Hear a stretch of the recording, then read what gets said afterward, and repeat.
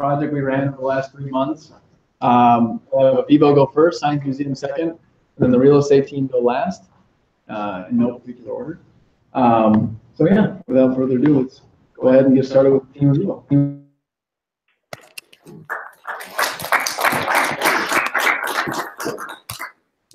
I'm just gonna leave.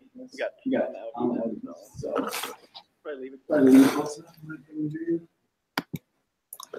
Yep, and if you got the Hangout link, you can join it and share your screen, if you don't mind. Oh, I haven't gotten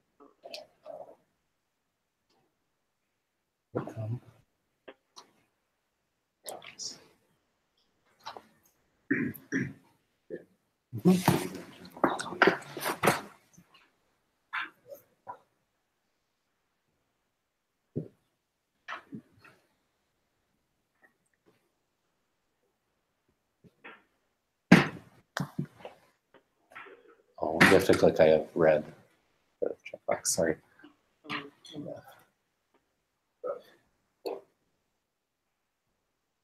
And then, yeah, screen share. Yeah, cool. You should be able to see it now.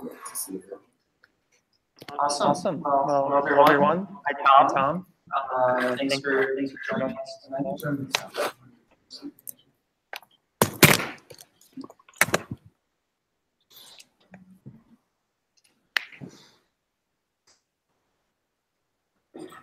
Sorry, it's kind of related.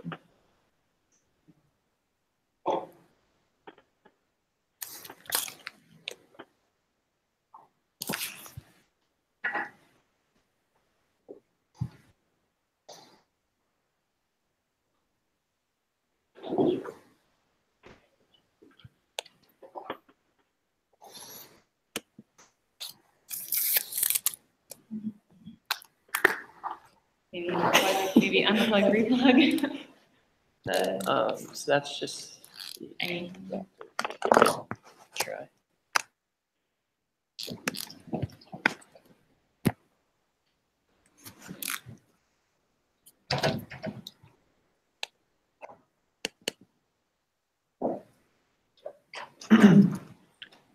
Would we be able to use? I don't know. Okay.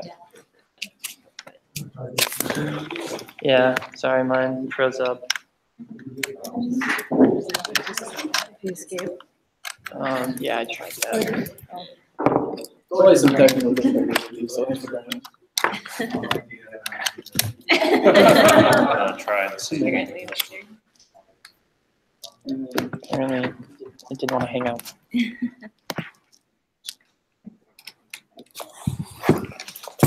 Just leave this.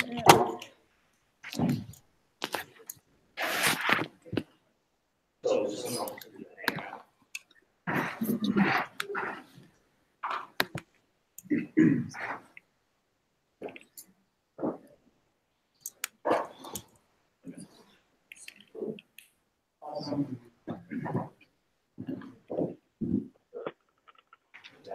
Yeah. Okay. Awesome. Thanks, everyone.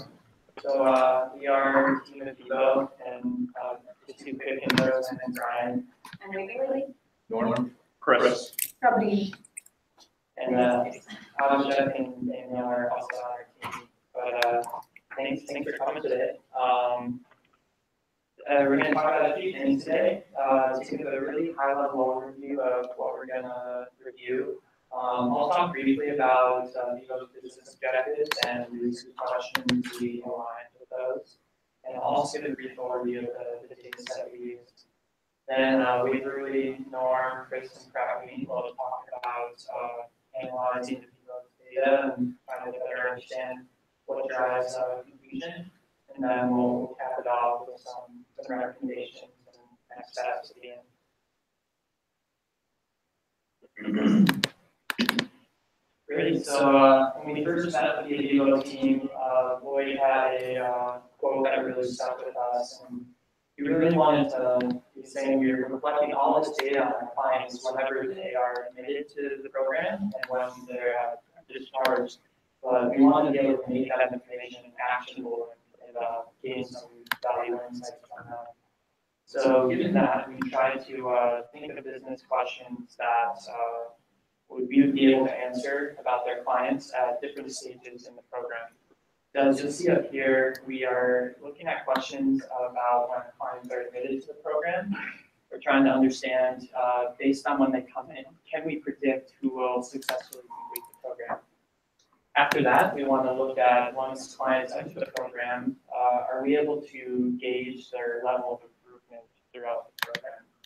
And then lastly, when clients are discharged or when they leave, we want to understand some of the key demographic groups and how their completion rates differ, as well as trying to understand the key explanatory factors that can explain why people are completing the program. So those will be kind of the key questions that we're trying to answer throughout our presentation. So really quick snapshot of the data we use to analyze these different questions. So we have a lot of client data that Vivo was able to get to us. The span of the data is 10 years from 2007 to 2017. There are about 3,700 unique clients, and there is quite a variety of variables that are collected both at admission and discharge. But at a very high level, it's trying to get a better snapshot of an understanding of who they're serving. So that could be demographics, their education, their reason for admission, their condition and substance history, family history, criminal history, medical history, as well as trying to understand how many hours they spend in the program and the reason for discharge. So there are a lot of different questions we can answer with these different variables and all the data that we were able to utilize. And to dive into this further and the analysis we did, I'll pass it on to William and others. All right, so yeah, we had all this data, and we were like, all right, we need to figure out how we're going to structure this analysis. So we kind of broke it into different steps. And the first step was kind of verifying the challenge that Vivo brought to us in their initial pitch, which was that the completion rate has been declining year over year. And so you can see here we plotted from this data the completion rate of clients. And you can see that it does drop below the national average, 5% and 5%, and Vivo's 2% of their average 2007 to 2017. So we were able to verify that claim and then able to say, all right, how do we want to structure our analysis now that we know this is true? So the rest of the team will kind of dig deeper into all of the things we pulled out on the slide, but I'll kind of go over a high-level overview of how we structure our analysis. So we started off with some basic exploratory data analysis on things like demographics, looking at factors like program resources and program efficacy. Just to lightly touch on these, we found through our demographic analysis that Vivo has typically older clients that come from a more diverse background than were reported in the national average, based on the previous slide. We also found that the program resources might be a constraint in completion rate because there have been increases in client numbers over the years. So there are more people coming into their programs, and we think possibly there's some just resource constraints there. Program efficacy was another thing we looked at. So the way that Vivo measures client success through the program and meeting goals that the clients set for themselves when they're admitted. We saw that improvements in those improvements decreases over time. So we took that exploratory data analysis and general findings that we found and ran some logistic regressions and found key features in predicting completion. And those were things like labor status, race, healthy status, substances that were used, and like the status of children if had any children at the time of treatment. And we found that those had significant explanatory power in predicting completion or not. And finally, we created a predictive model, rainforest, that was able to predict completion with 72% accuracy. And I'll let the team go deeper on each of these. Hello. So, as part of the group, in terms of the people receiving these services, who are Vivo's clients? And so, what was done here was, it was not only Vivo's clients, it also compared it to the SAMHSA average. SAMHSA is basically an organization that serves its substance abuse centers across the country. And so what you can see here is that Vivo's clients are, its majority patient or clients of color versus national average. And then also another note that included in the other rates, there's the third highest number of clients among are Native Americans, which are a couple there, versus the national average in terms in which their population kind of looks more like the population of the U.S. And then in terms of age group, the Vivo's clients tend to be a little bit older. Part of it is that the SAMHSA, the nationwide network, will have services dedicated towards teens that Vivo doesn't have. Vivo is an adult-only program, so that's why Vivo's clients are a little bit older.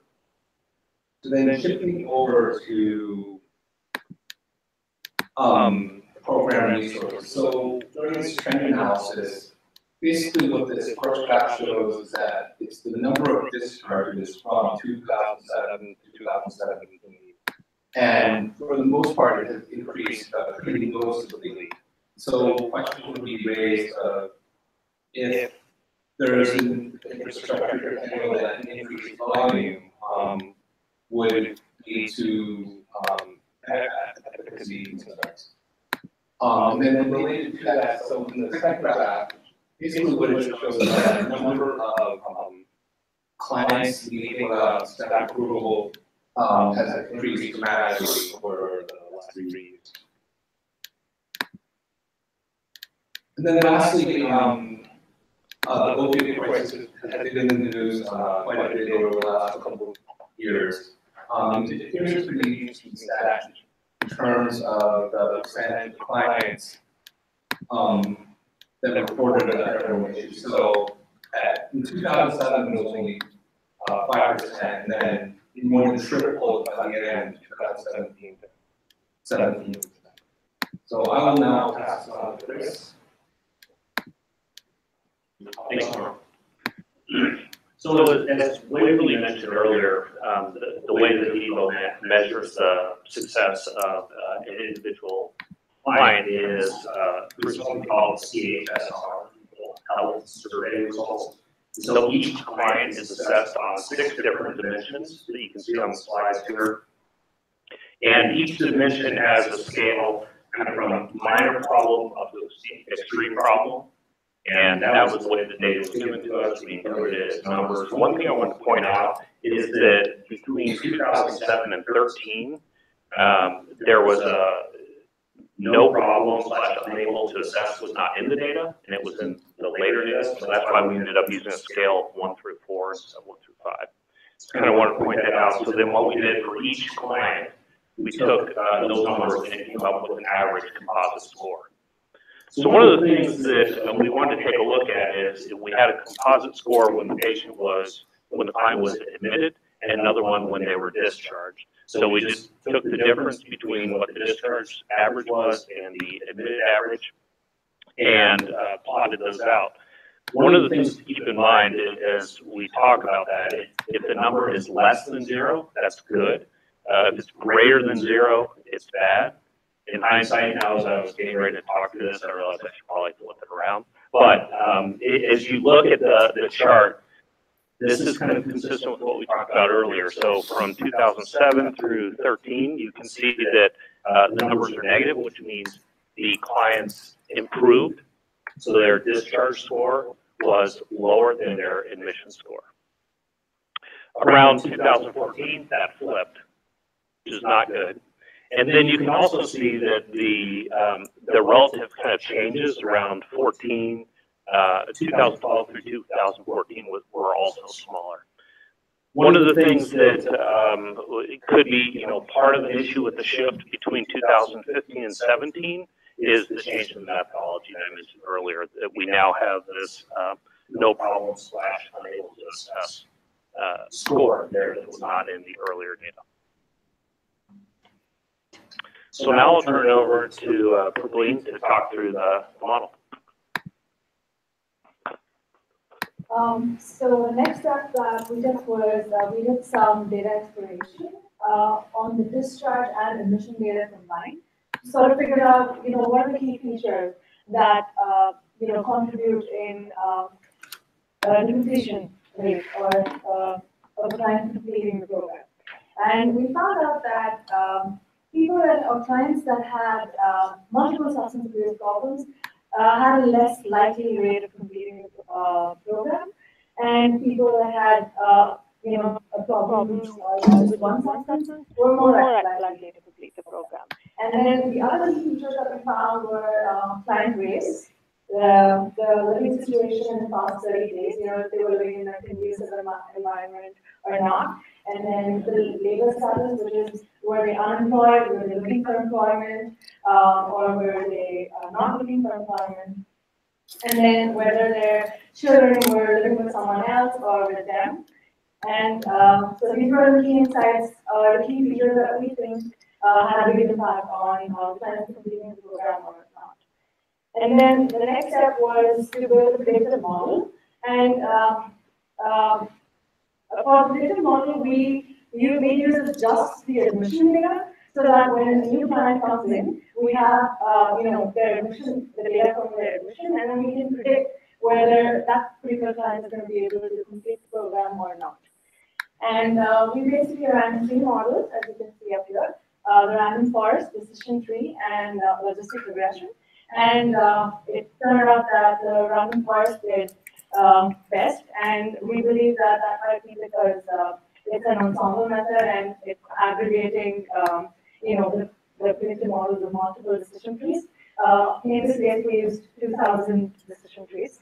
So and we're looking at accuracy, precision, and recall to evaluate the models. What that basically says is that so we want all 3 of them to be high for a model to perform well. And so the key features that were important across all 3 models were the ones that we can see up here, which is race. Race was a key predictor in the completion rate. So people who are African American, white, or Hispanic have a higher completion rate than other people, and then people that have tertiary and secondary, actually that don't have tertiary and secondary substance abuse problems would have a higher completion. And then lastly, the CHSR dimensions 2, 3, and 5, which mainly deal with mental health, physical health, and relapse problems. So clients that have minor or moderate problems in these dimensions would have like a higher chance of completing the program. And so these were the results that we found out from the predictive model, and I will now hand it over to Brian.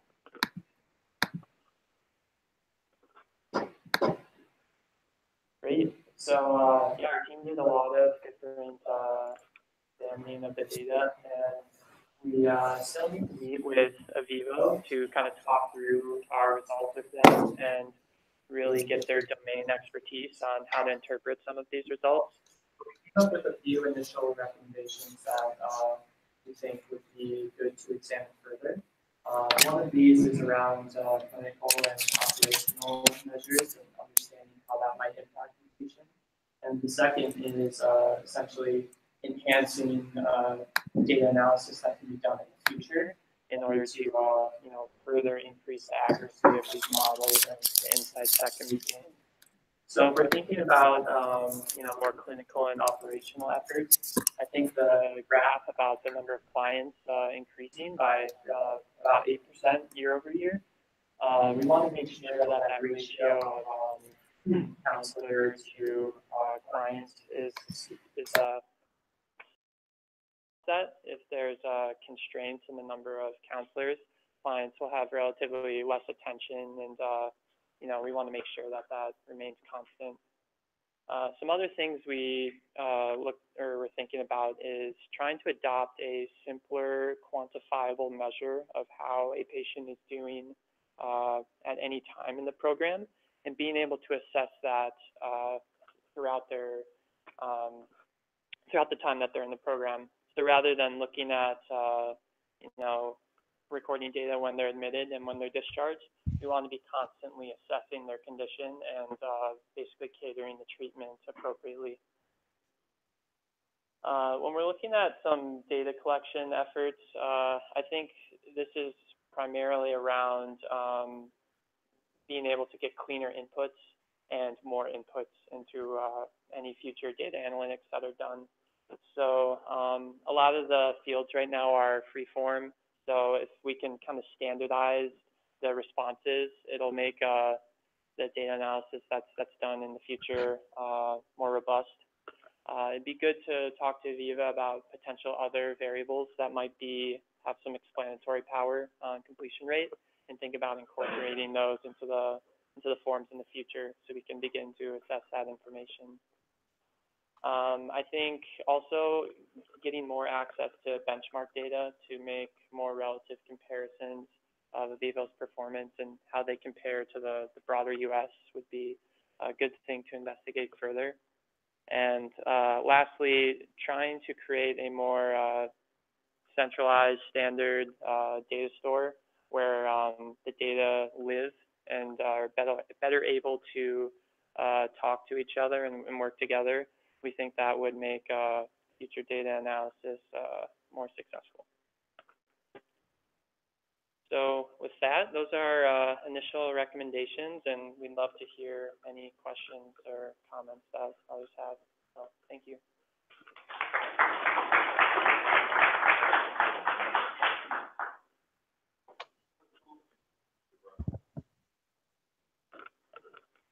Mainly use Python and R. Check 1, 2, 3.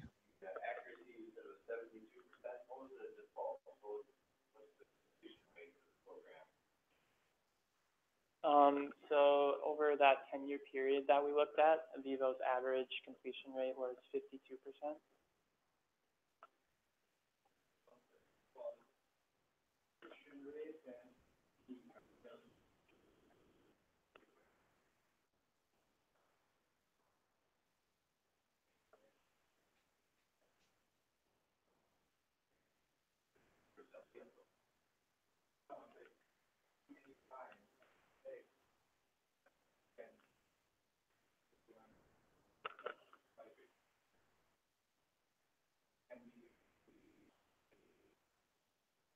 So that's why the program policy has made it doesn't have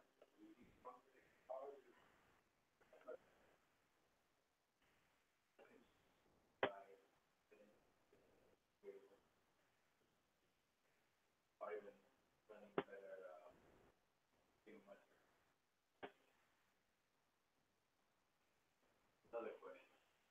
Does anyone drill down to figure out about comparing, equalizing around race or some other variables? Did they do a better job with, say, American, average Native American, or better or worse than they used to do?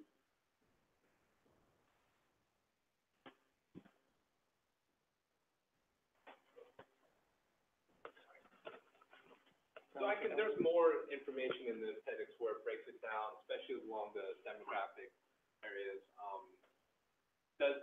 I know Viva does a better job. It doesn't, when it compares to the benchmark data, it's a little bit different because, so for the benchmark, it's broken down to African American patients clients who are white, and Hispanic, Latino, and then other race. So for Native Americans, that has to be lumped, Native Americans and Asians, they all have to be lumped into other race. There are slides, like I said, to check the appendix, like for African Americans, there's a higher success rate. Vivo has a higher success rate among African American clients. I don't know if this would be easier your partner, but we did a simple decision tree, you got 67. Did you ever look into those rules? Because those are straight up rules that we see. Yes. Did you ever look into those? Yeah, yes, we did. And they were kind of in line with the key features that we found out. So what was the percentage between the RQ class and the other people who completed the program versus incomplete? Did you find any class imbalances? What is the percentage? Are you talking about economic class? No, They talk the about how number many, of people who- how many completions were there, how many, I think it was.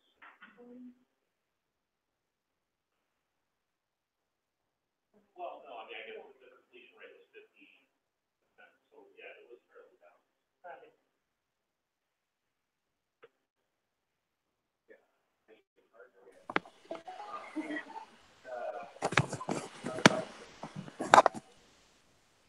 One thing that we do know is, the number of hours needed to complete has increased over that time frame. And I believe you had that data, but I didn't see any of that used here. Is that, or were you not able to use the number of hours treated? I think we have the number of hours.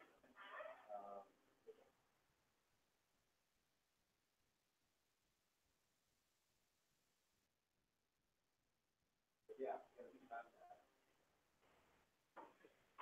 So the other thing, just to get some context of that decline, the reason why the treatment hours went up is we went from basically an addiction model only to a co-occurring disorder model, which is what and so hours go up. So it's interesting that you saw that if someone has mental health conditions along with the substance use, then it's a more challenging population. Awesome. Good point. How vigorous do you perceive that we can do more? Oh, yeah, so we had like 3,000 records. Yeah, 3,000. So, and we flipped the data as a 70-30 ratio for the payment test.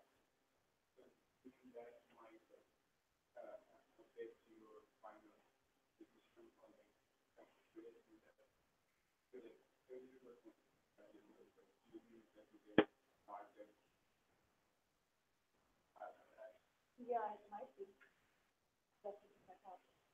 And I think we could still do better than what we did, because we actually built the model over a week. So yeah, I think we definitely can.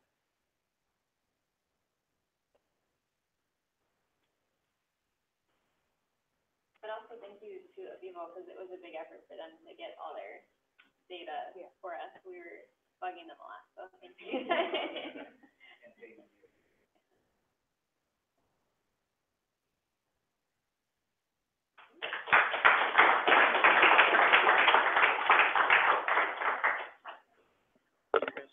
Thank you, So good job. while we're getting set up for the next one, I do have a sign sheet, okay, or everything else. This is a sign sheet. This is so you can keep in touch with you. We may be a couple months behind you right now. Social data site. You just write your email down, I'll let you know.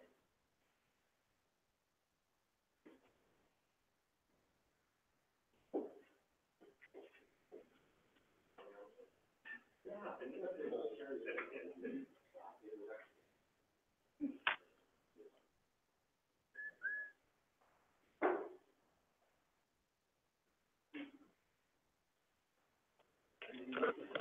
If you can't, I can just kind of put the camera at the screen, but. Jake had a strategy. I don't know what his strategy is. Okay. We can wait till he gets down here, maybe. All right. I don't know what's going on, actually. Yeah, you know what? I'm here. Okay, go, we're good at going with the flow. I have a question in general. Being that we have the clients and working partners with us now, maybe we're not showing the guts of that analysis of how we're working that right now, but is there a time when we can dive into the code that we need for our internal benefit?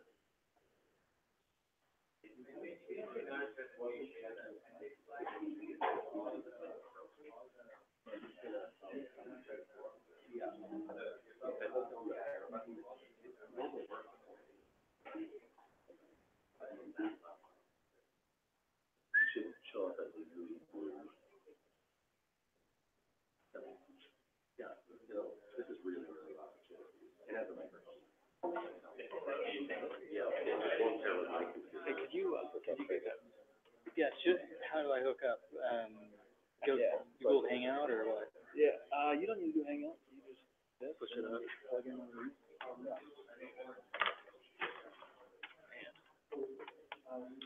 the market.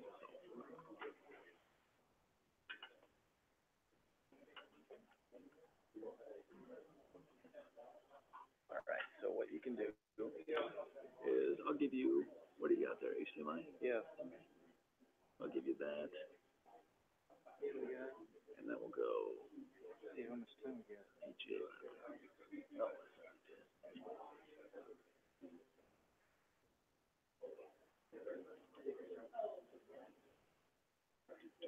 Present.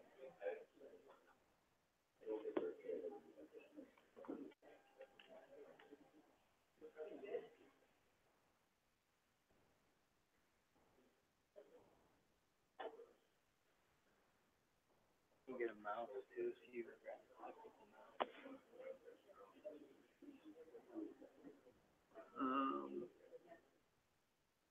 no, I'll just go through this right. Whoa.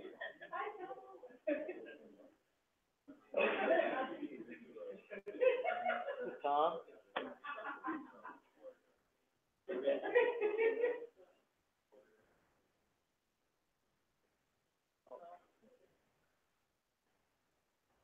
Can't hear you.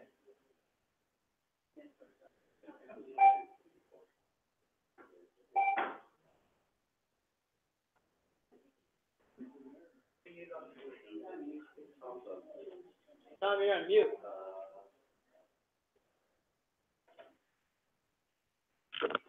Tom, I think you're on mute. Try it now. Check 1, 2, 3. Check 1, 2, 3. Check 1, 2, 3. Check 1, 2, 3. Which one are we working on? Go to meeting or? Just keep going until we can hear you. We can hear you, but it's very faintly. Check 1, 2, 3. Check 1, 2, 3. 1, 2, 3. Check 1, 2, 3. Check 1, 2, 3. Anyone there? Hello. Check 1, 2, 3. 77 years ago, when our forefathers did something. Tom, we can hear you. Excellent. Okay. Thank you. We got some feedback. I have two microphones open. I have one microphone to WebEx open and one to Hangouts. Shall I shut down the WebEx one? You know, I just think while we're presenting, maybe just muting your microphone. So, for instance, let's just take a test right now. So, test. Mute your microphone now. Working.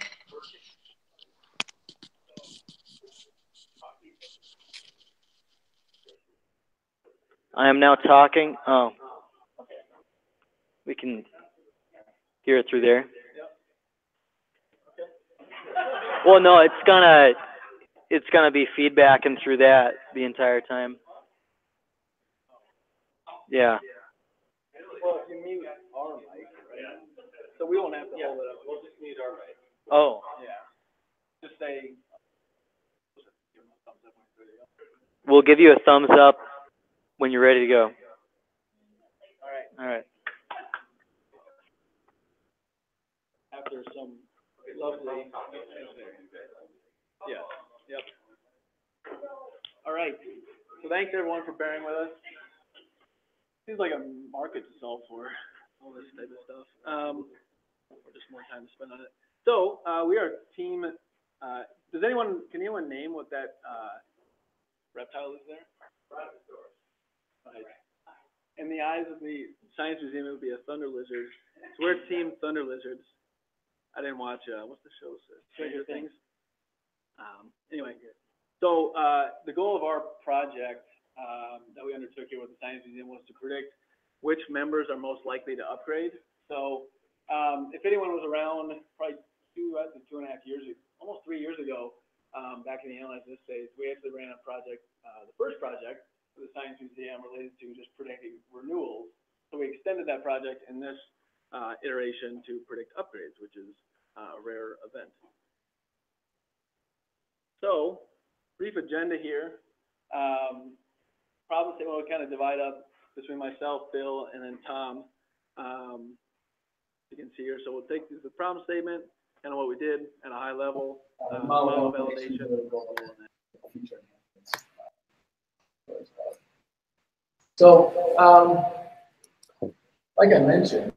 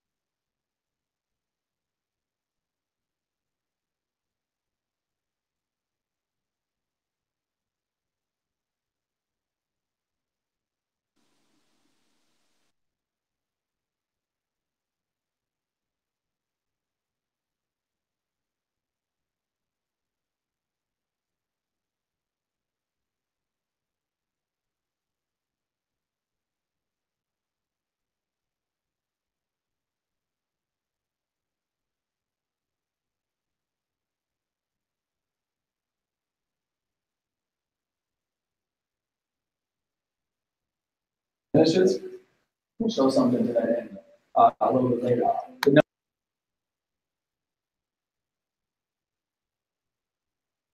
Highly predictive of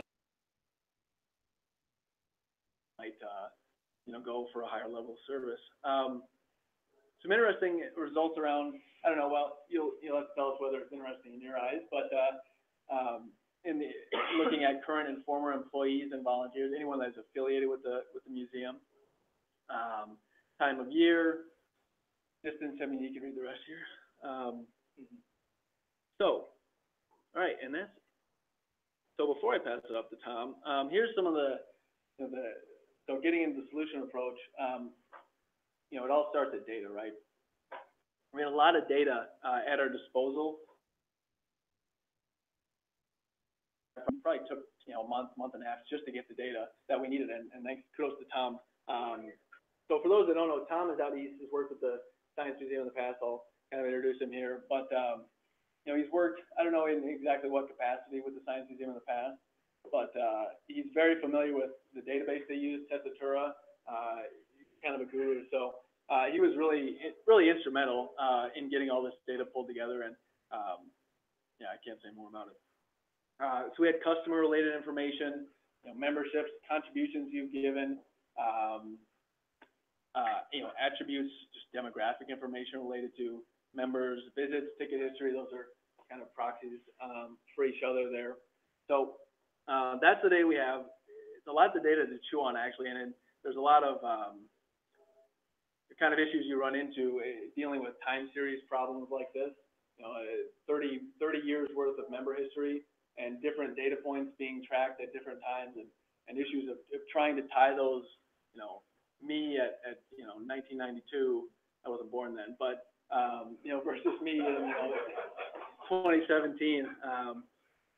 So that you run into issues is tying that together with data not being tracked and just changes in systems too. Like the database switch over to Testatura in Jan 2008, and then we'll kind of see how that manifests in the analysis here. So actually, all right, I want to pass it up to Tom here. Can you guys hear me? You done, please? Can you hear me? I can't hear you because you've muted the microphone, but I'm going to assume by your looks that you guys can hear me. So thank you for inviting me to thank you for inviting me to your meeting. It's been a pleasure working with the StarEightyTwo team. I just want to give you a little bit of an overview of the ETL process that we used. Looks like that is up on your screen. Off on the left-hand side of this graphic is the just general business processes of Science Museum of Minnesota. They use a CRM system that's common to about 600 cultural nonprofits around the United States called Testatura, as Jake has said. And that's actually all stored in a SQL Server database. The Testatura network team provides some standard BI views that we were able to work with. And we used a tool that's built into Microsoft Excel. My face is now on the laptop. Built into Microsoft Excel called Power Query, which uses the M ETL language. And that produced most of the data sets that Jake was talking about. We also tried something that's rather experimental within the Testatura community. It's very difficult out of the Testatura database to report as of a particular date and time, but there are some audit logs. And so what we tried to do is to gather together all the information about past dates of addresses for our customers. The hypothesis was that it was possible that knowing where folks lived might have a positive impact on our ability to predict whether they would upgrade or not. And so that data set was provided. Next slide, please.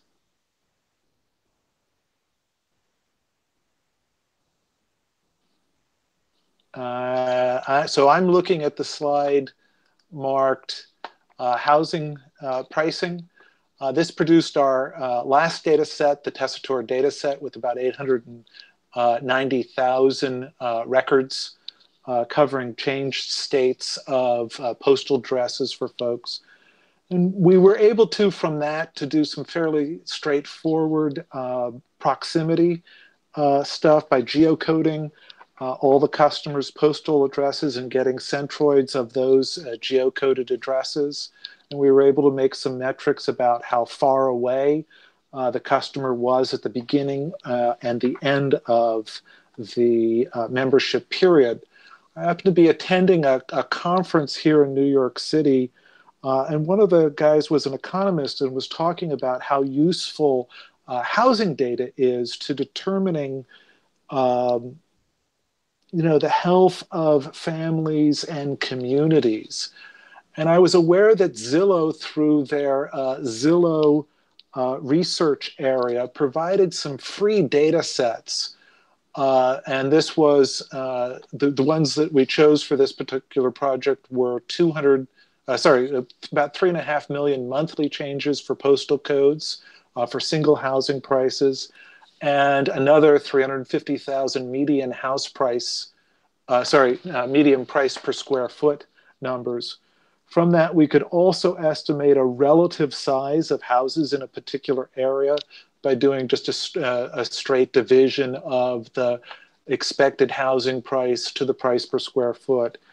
Really crude measure, guys. But what's interesting is what we will find later on. Can you go ahead and switch screens for me? I'm now looking at the screen of the United States. One of the things that we discovered was that the Zillow data is somewhat incomplete, as you can see from this map, in the United States. Next screen, please. But for the Minneapolis-St. Paul area, our target area, it was fairly complete and definitely showed some variability from one area to another. This was actually the housing prices, not the price per square foot on this particular chart. Here in New York, I've been experimenting with a user interface for doing data science. Next slide, please. We should be looking at the process chart. Thank you. It's called StarEightyTwo from an organization, it's called Data Science Studio from an organization called StarEightyTwo. We're using the free edition, really on a pretty underpowered laptop, little MacBook Air. In this diagram, you'll see all the data sets that came in. Those are our Excel data sets in red. And StarEightyTwo provides an ETL language based on Shaker scripts, which you've probably never heard of before, but that's the way that they provide it. This does simple things like date conversions, some grep kinds of things. Didn't use it extensively, but that then allowed for loading into a PostgreSQL database these original Excel files that were provided by the Science Museum to the team. Then using sort of standard SQL methods, but through a visual interface, we were able to do this sort of kind of joins that you would expect for looking at time series, and then the regrouping of the joins to get down to a final data set. Green area at the top is the PostgreSQL, is the Zillow data coming into the mix of our analysis. Let's move on to the next slide.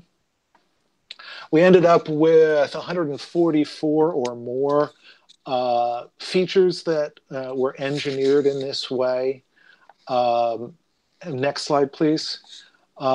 Because I was working here on this small laptop, we had to do some sampling of the data to get it to run in reasonable time frames. There was a ability to do some class rebalancing, which proved helpful for producing models to give them a much higher percentage of the target value, the upgrade value. The upgrade value runs between 1% and 3%, depending on how you analyze it in the overall data set. Next slide, please. We were able, or I was able, in using this tool to run 3 models simultaneously that seemed to have interesting results. Random forests, our good old friend XGBoost, and gradient boosted trees. The gradient boosted trees are interesting because they do allow for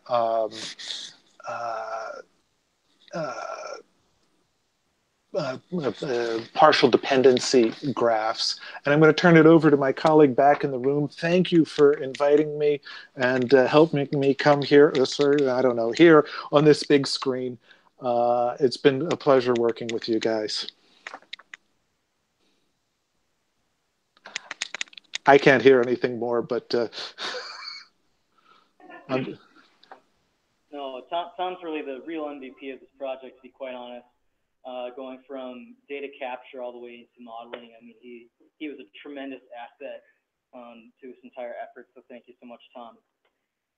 So after we kind of decided to go with XGBoost, we were able to evaluate it. This is kind of the screen you get in the tool. However, if we look on the right-hand side, we can see a ton of different metrics that we can look at, but we're going to primarily talk about 4 of them, the least of which is accuracy. So just to give you an example of why accuracy is just kind of a teaching tangent, is that, like he said, 1% of our target variable is upgrading. So let's say there's 100 people, right? We could make the best model. We could make a model that's 99% accurate by just saying everybody didn't upgrade yet, right? So accuracy is not the full story. What we want to also look at is things called precision, recall, and the AUC score. So with recall, it's basically saying, what did we predict, or what did the model accurately predict for the number of upgraded individuals, for instance? So we could say if there was 100 people who upgraded, the model is able to identify 50 of them, okay? Going forward, and that precision is a little bit over half, so it kind of goes along with the example. It's about 52%. Now, with the precision, a little bit different. It's the model saying, the model makes a prediction and says, these are all the people I think upgraded. So you have this group of people the model thinks upgraded, but then you actually have the ones that got right. And so in this example, let's say that, let's continue with it, that it accurately found the 50 that upgraded, but it also found another 100 who didn't. So 50 over 150 is about 33%, right? To go on the point where we talked kind of a little bit about greater than chance, if you look at the AUC score, if it's 0.5, that's chance. In the bottom right-hand corner, we have a 0.8. And lastly, we go to accuracy, and it's about 83%. And so for the most part, this model at where it's at right now does have value in predicting who may upgrade and who may not. So going forward, we're kind of going to focus on answering some of those hunches that we had at the beginning. But this point that Tom had really wanted to emphasize was all those little arrows that you can see. There's a lot of variables there. This is feature importance.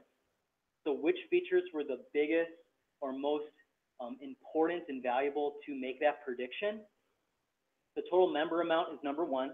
How much your amount that you paid for in your member account this year was the most important. But each of those little arrows is representing one of the attributes from the Zillow data set.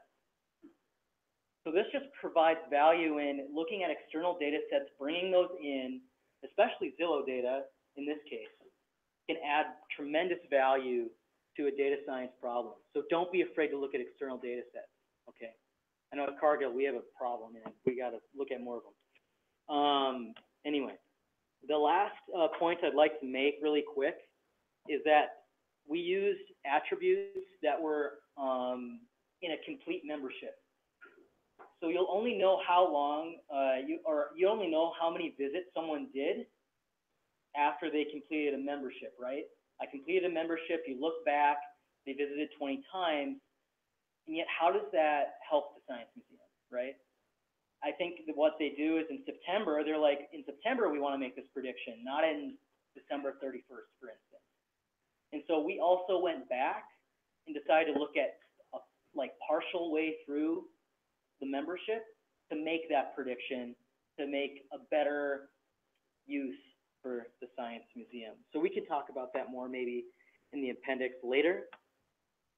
But what we were able to also do with these XGBoost models is partial dependence. And just to put these really quick explanation, the lower the importance, or I don't know, it's pretty tough.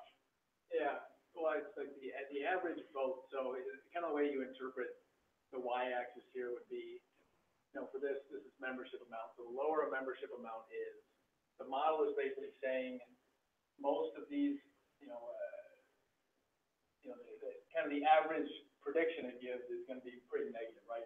Most of these people at the lower end of the spectrum here, below 80. Yeah. Really, the total membership amount kind of serves as just a proxy for just the membership itself. This is 3 levels, pretty much. So as that increases, this is basically saying, as your membership increases, the amount of the membership increases, the model is basically saying, based off this one factor, you're more likely than at these other levels. We're basically saying, yes, you're more likely to upgrade, which kind of validates the hypothesis we had. Right. And for the data math nerds out there, the y-axis is the logit function of the probability of that person, or the average probability of that person to upgrade. So just for those data nerds out there. So for instance, just like you said, the membership amount, typically around that $80 or $100 amount, they're more likely to upgrade. We can also look at square footage of the houses. As you can see, as square footage increases, or the estimated square footage, that rough measurement Tom talked about, regardless of how rough it was, you can see as that increases, we can also see the chance of upgrading to also increase. We can also look at the distance from the Science Museum. It makes sense. 20 miles is about roughly the Twin Cities metro area. And after we get out of that area, less likely to upgrade as well. And regardless of that blip, just like we had mentioned at the very beginning, our intuition kind of makes sense that after cumulative membership days, it's like if I had 3 memberships, that'd be 900 days, for instance, but you add that up for different people. On average, if you have more cumulative membership days, your probability of, or your chance of upgrading is also more likely. And this reasoning can go to the number of visits you do during a membership as well. We just didn't use the model to look back at some of these hunches. We also did some simple statistical analysis to do this as well. So this is looking at affiliated Science Museum individuals, being that they were volunteers or they worked for the Science Museum. Do they have a higher probability of upgrading or not? And actually, through this analysis, we were to show, no, there isn't really any statistical significance of a Science Museum employee or volunteer to upgrade. And so going back and kind of recapping, we were able to look at a lot of the hunches that Beth and company came to us with. We're able to create a model that can provide value at this point for Science Museums, but moving forward, operationalizing the model is key. Looking forward to finishing up some of the analysis as well, and also building a more accurate, partially completed membership model is in the future. And so just a big thank you to Beth, Tara, and Troy, the whole entire Science Museum team. Tom, like I said, the real MVP, data and modeling for the most part. Jake for being a constant presence and doing a lot of really good work as well. Brendan for some visualization stuff and for letting me talk and doing some of the analysis as well. So thank you very much, and we're leaving it open to questions.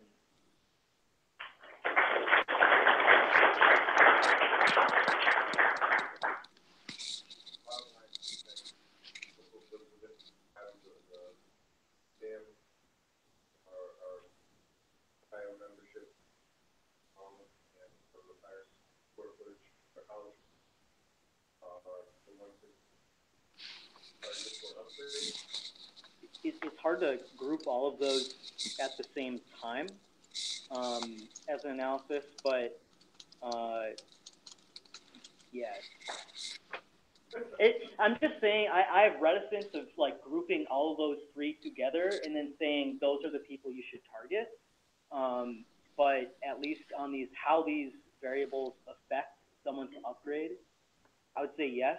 If you look closely at some of those graphs, though, the y-axis was different values. They weren't all consistent on the same rank. So we could go back and look at, for instance, if we look at that feature importance graph, and look at the top 5 feature importances and see their trends, that might be a better way than kind of arbitrarily picking different features.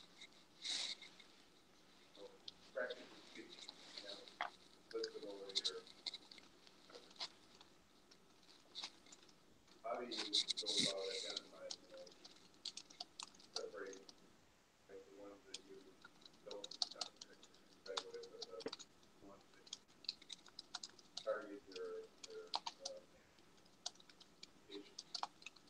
That sort of based on those 3 main parameters? Well, it's based off of the model itself, right? So yeah, many parameters.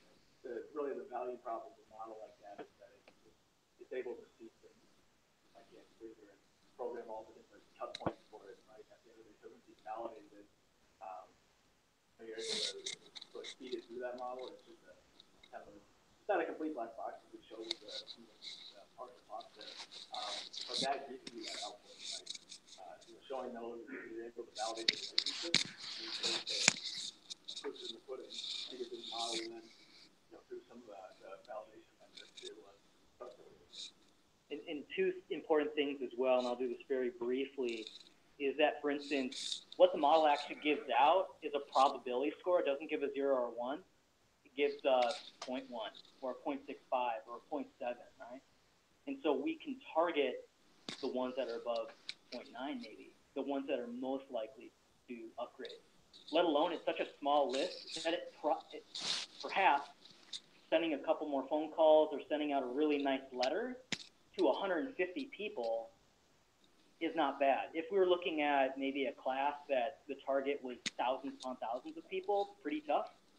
But even if we get 150 people wrong, it's not going to be a drop in the bucket for maybe marketing. I'm not trying to put words in your mouth, Seth, but I think that's the case. But yeah, and it gives us some things to build our experiments on, right? So we have a probability model to say, okay, let's try sending something out to people that are above 0.6. But internally, we can track, we know which ones could be 0.6, 0.7, 0.7, 0.8, 0.8, 0.9, and then see what the response is actually are. So we can keep building out sort of testing. Your A/B test. Yeah, A/B test it and segment that list and figure out, okay, well, this year we have X budget to work with, so we're really just going to focus on that 0.9 group. If you have more money the next year, maybe we pull it into the 0.8 group, but we figured out that we shouldn't bother with anything below 0.5. This is more for the science museum. So you're getting more money by getting more members, or you get more money by upgrading members? So is it more or less trying to get a bigger net, get more people, providing more services to grab more people, or is it trying to get them to upgrade to get them more involved and maybe finding out on occupations with like a LinkedIn kind of thing, with children, with sports, kind of, more segment your events around who you want to upgrade, or is it more or less trying to segment your events around just netting all? Acquisition tends to be more cost prohibitive. So there's a study where it's like $25 to acquire a member versus renewing them or moving them up the spectrum, which is I'm not quoting that accurately because I don't have it with me. But yeah, so we're always looking to move our members up the spectrum. Plus, as you move into the higher range, we found that members tend to stay for a longer period than our lower levels, and so you're building kind of life of the member value. It's not an either or, right? So I've got all my acquisition stuff I'm doing for my basic 30,000 people. And then we've got, okay, what are we going to try to do to move some of those 30,000 up into that upgrade level? But like you said, right now, it's 1% of people who upgrade. So it's more the trick of, we're going to have this big group of people. It would be really nice if we weren't sort of just scattershot trying to figure out who's going to upgrade, because we're going to have to spend money trying to talk to everyone in the 3,000 households. We're not going to be as effective if we just predict who's more likely. We can spend that same budget on the people that are more likely to respond. And over time, we want, it's just like, I think it's like a diversified, like financial portfolio. We want a big base, and we want some of them to move up and stay long term. It just helps us try to figure out which group. It's a really natural progression of this project could be also adding that value as well, because you can add the probability of someone coming on, along with if that person decides to upgrade, what their upgrade value is. You can also look at a dollar value of sending more materials to this person. So a really nice card for $2,000 isn't too bad.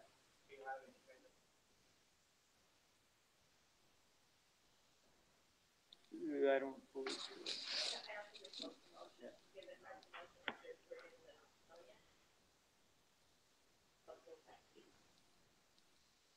But 30 minutes is up. If you have more questions, we'll probably be here afterwards. Thank you so much.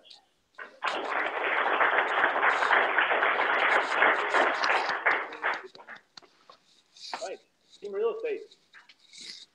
And there was one.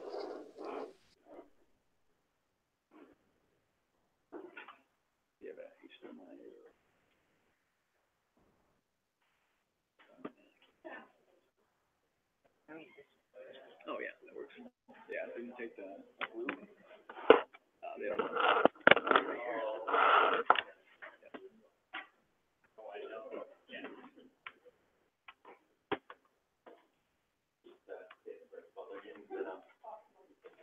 Yeah, we go the other way. There you go. Yeah, you could probably just set it here. Let me look at it.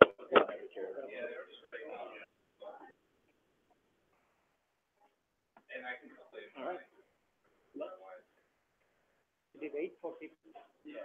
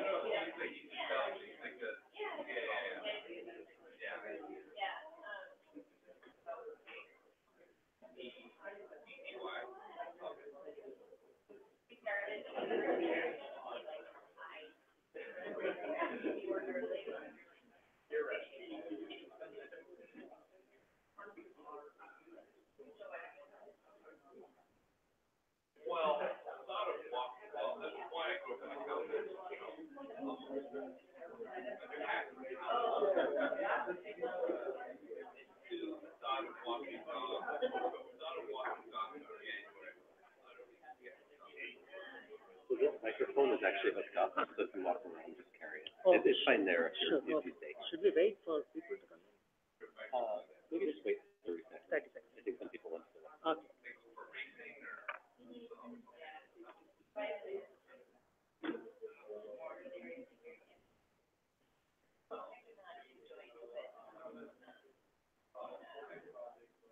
I'm more middle-aged, but if I do a century again.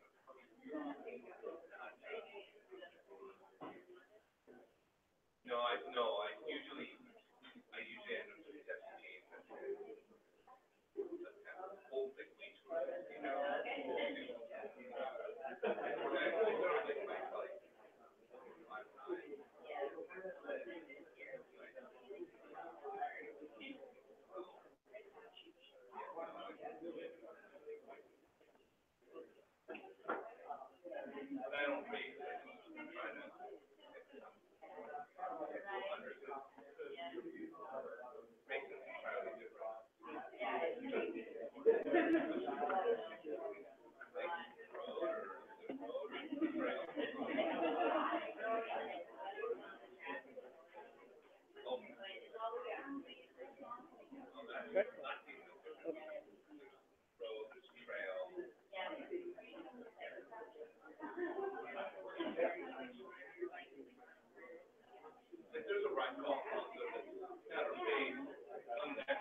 Could it start?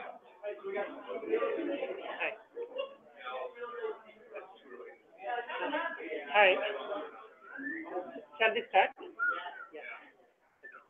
So I'm Sriram. So there were two key persons. One is Kevin and the other is Shannon. They were not able to join us, but because of they had a medical emergency, family back at family. And this presentation came to me just 3-4 days back. I was not planning to give it. So apologies if there's any typos or anything, but I can explain it better. So, this is the third project we took as part of the New Year data science resolution. So we want to predict the home prices in the east side metro homes, and we had the Shannon, who is the real estate agent for Kevin, and she's working in this area, basically focusing on the properties, and we got around 5,000 properties with a lot of around 40 features we got from the MLS listing service, and basically want to see we have the inventory is going down, and there's a lot of demand for the more a kind of seller's market and a buyer's market. So there are various factors.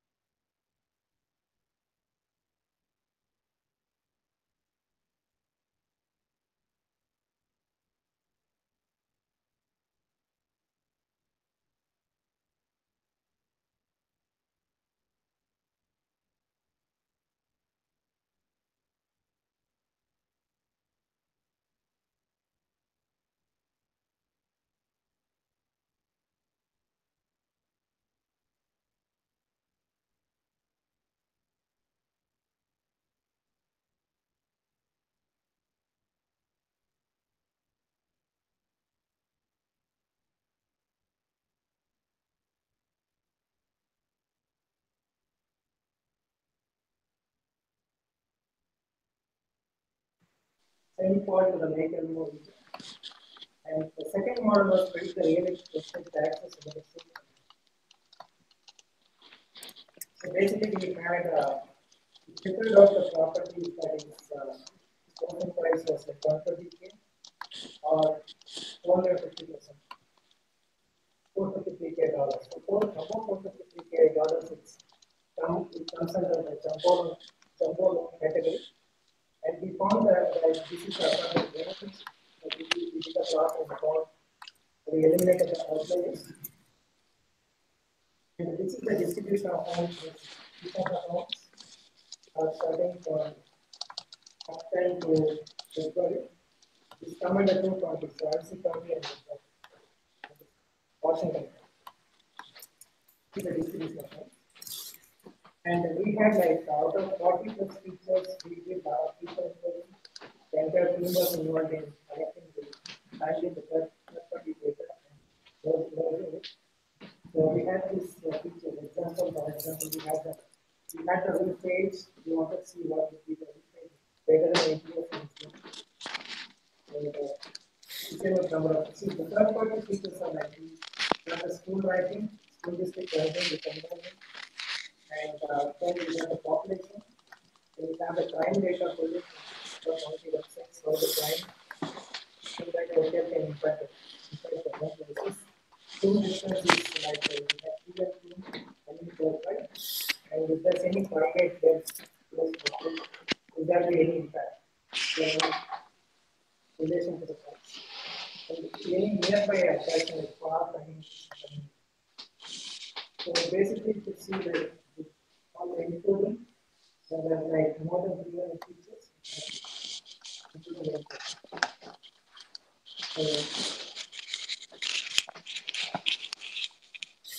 Model 1 actually Kevin used a tool called Anytab.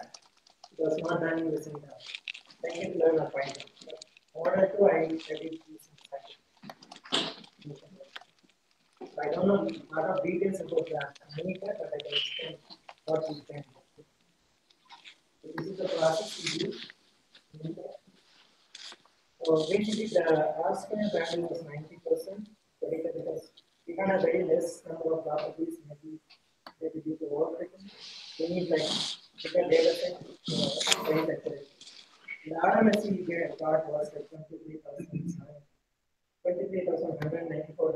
So basically any property is looking, get the price of a property could be plus or minus. And these are the plots we have done to see for this districts.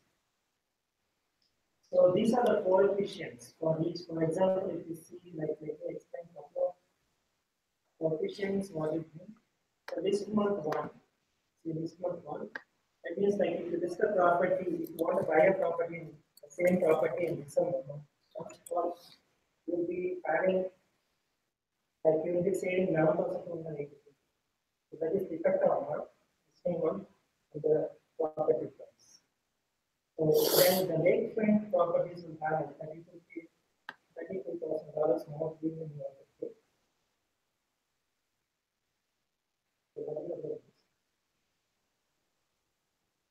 Then these are the additional features. The plume distance 0 is something like the PM plume, if you have a close by private well, there's an influence, and we found that there's not much influence on that one. And these are the various variables we wanted. The other ones that highlighted in there, they had a significant influence on the price. For example, this 2 which is 622, 23, 622, a significant.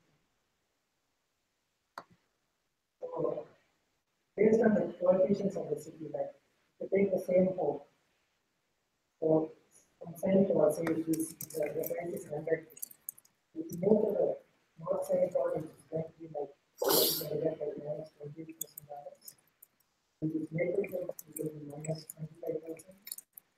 The same, the school district is going to be 20%. So like that, what is the influence of city on the pricing of this? And regarding second model, we have this is the taxes distribution of properties, tax distribution. So I use the simple linear regression model as a distribution. So it looks like taxes secondary kind of domain will be for all the features. Let's see what are the factors in the tax to get a better accuracy in this linear regression model. I didn't get fine time to do that. I got a values of like 63%.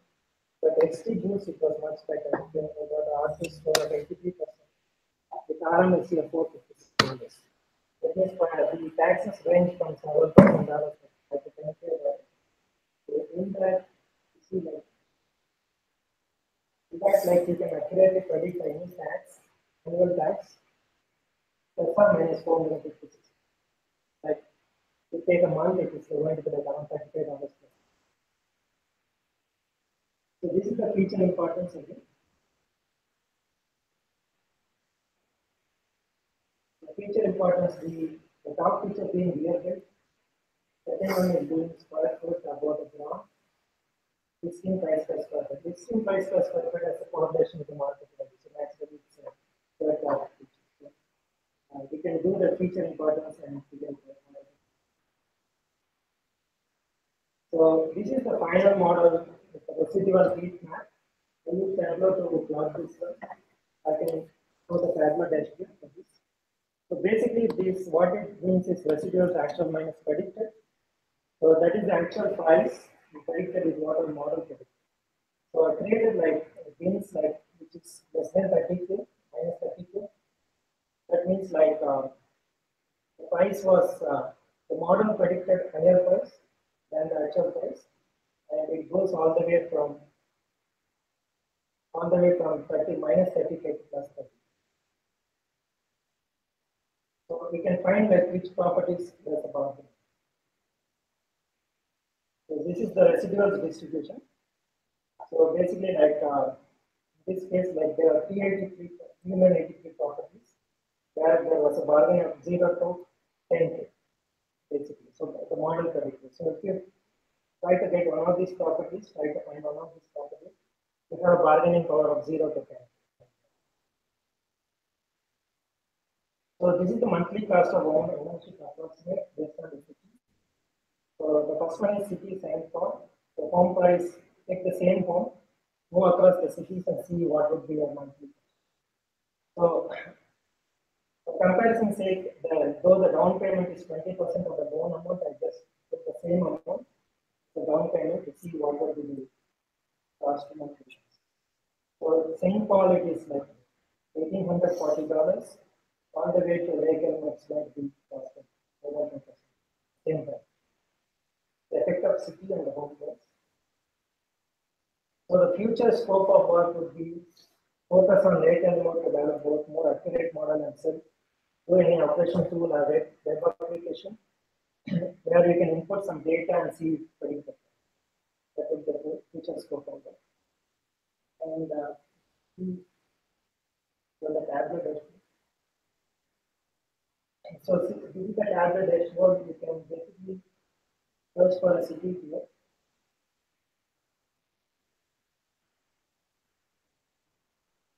Just zoom in. So this one 10 to 20 you can see here. So this is the ML number of the property. The sales score close price for 425K around, but the model predicted as 413K. So basically you have bargaining margin around 1K. And the estimated taxes predicted by the model is 3%. So you can find out based on the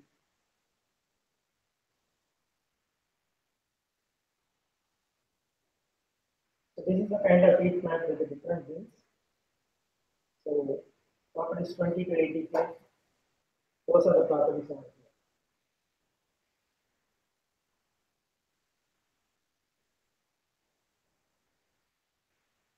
Yeah, that is all about it.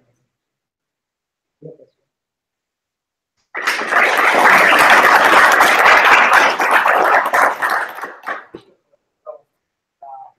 How would you take this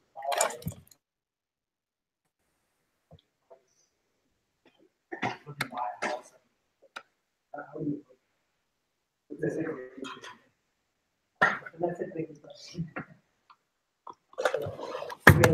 How do you negotiate the you have a house that's the listed price is $300,000. You don't always count $175. Right, so you've got ways associated with your location. How do you think that you get it? Maybe we can show that like the city coefficients. I think this will be more accurate to list your home than bargain. Because we want to sell our home as quick as possible, so we want to price it accurate. So basically, this can be used as like what's your homes, the worth of your home, then you can list it accordingly. How you bargain based on the model that's very subjective. It's a question on that, Kevin. Because he was saying like he's doing it for the last 20 years and he was able to negotiate like. And he says, I saved $100,000 on my point. You're told me exactly how you do it. That's correct. It's just a not worth that.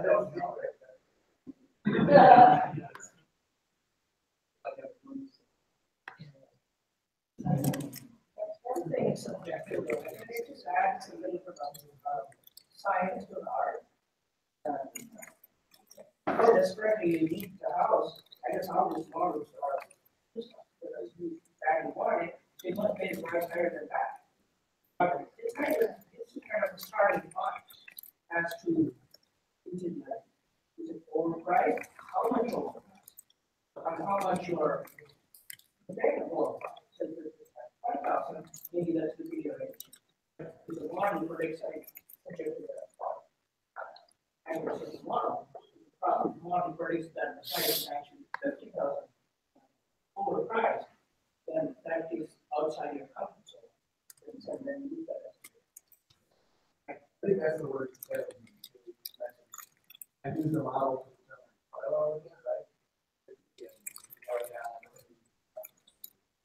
determine right? But I guess at the same time,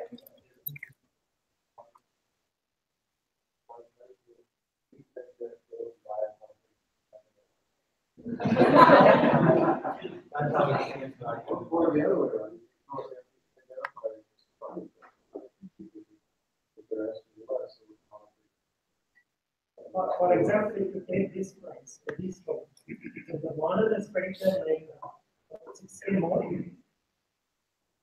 so that's another way to interpret it because they are selling like less than what the model predicts. we may consider like we're getting a good project. Or be sure to make sure that you check them out. Check them out. Because there are so many factors. I don't want to say much, but maybe we could ask the question, how do you know when the model is not accurate? Like when you get the model missing something. Or I'm curious to know if we looked at some of these calculators way off. Models way off what it actually was. And said, oh yeah, we're missing something. It's like right next to a sewage treatment plant. Because those factors also we did analysis, because if the model has predicted like kind of like $80,000 more, for example, those are the homes where we found something like sold as is condition. It was kind of very bad state kind of thing. So those are not accounted in the factor.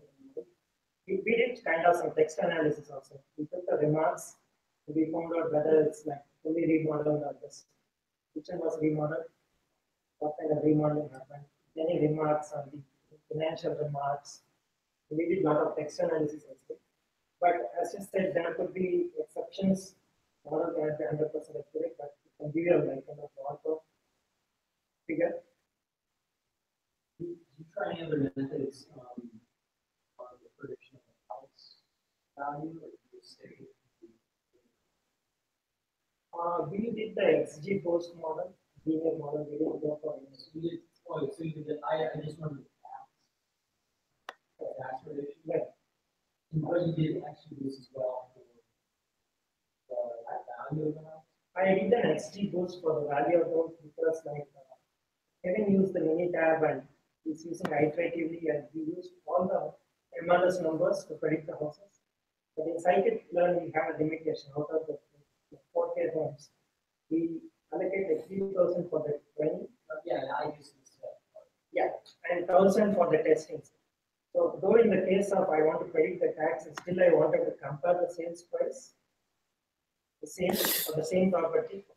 So I ran the same model. I got in fact a 98% accuracy in XG boost with 11,000 answers. 11,000. But we need like kind of at least 50,000, I think, data set to get a fair idea. Because 5,000 is very less.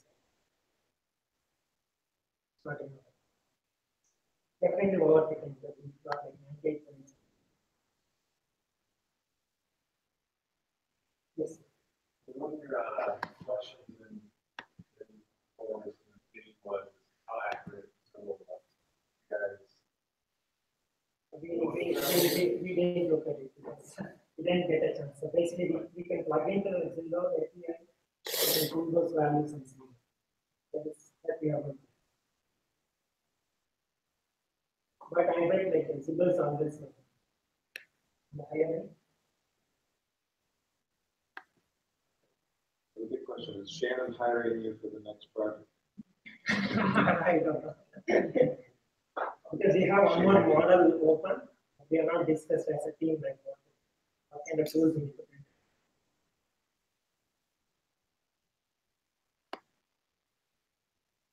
So for Shannon to use it, what kind of interface do you imagine using for the this? I would assume a kind of web page because it can't be just put an ML number to get that one. I didn't like to just still we need to refine the features. 300 plus features. And the features and maybe like top 20 features. Build the web page, we can just you can put in all the values and still those things are to be worked on. I don't know, like again, like I'm imagining the training technique to be corrected periodically, we will train it. Because it can take all those things we need. So it's a huge effort.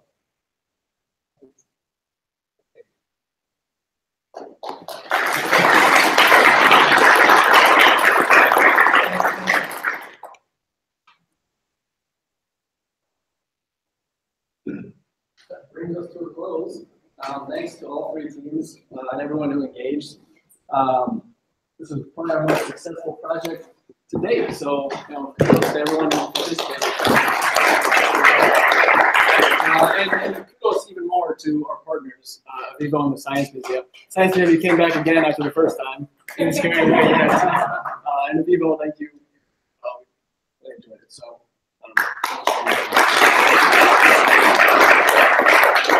We do have certificates of awesomeness. So it says. For those who participated. So, Sriram, I don't know if anyone else from the real estate team is here, but if you are, all right.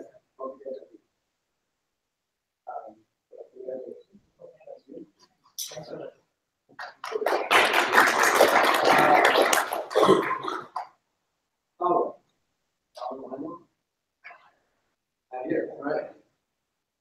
Thomas Ernst.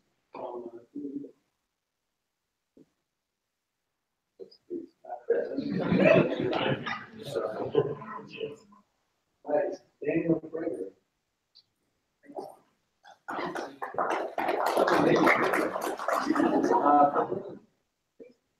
Brian.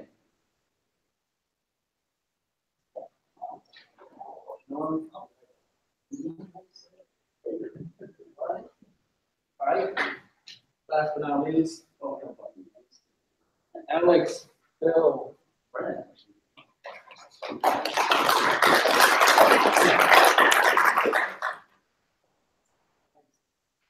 That's it.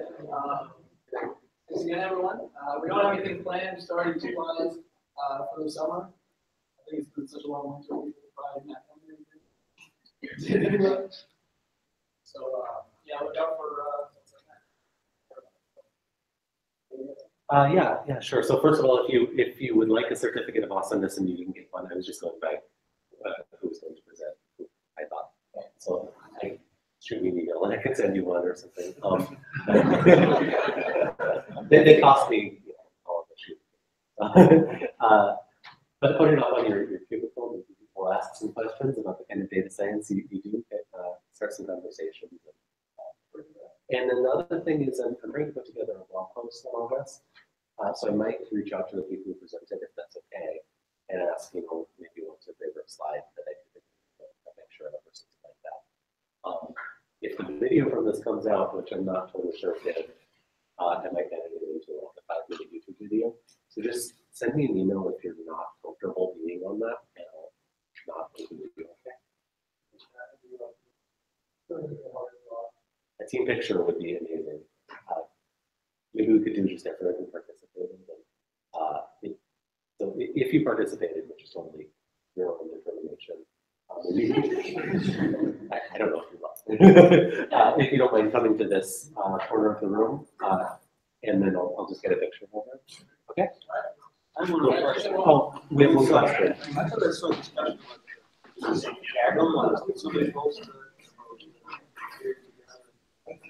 I didn't see that, so I can't answer that. Pick me up. Pick me up. Drag me to the picture.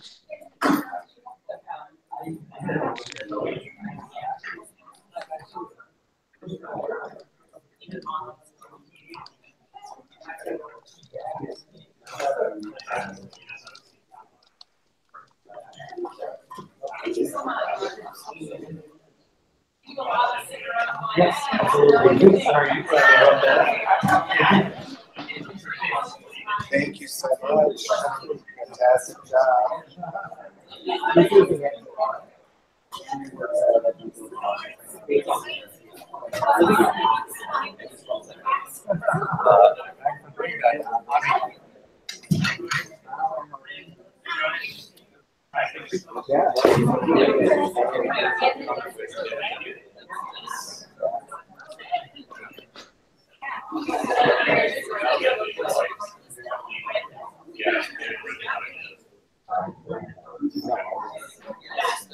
Can I get it?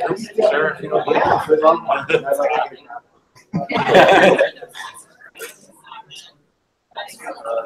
might have to go a little closer together. Can anybody pick me up? All right, cool. Awesome. I will send it to you. Okay. Well, thank you so much for coming and participating. I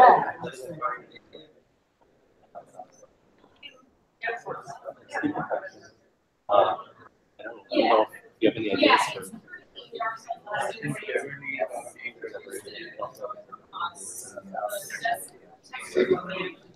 A7 is just like properties. Another one we go for is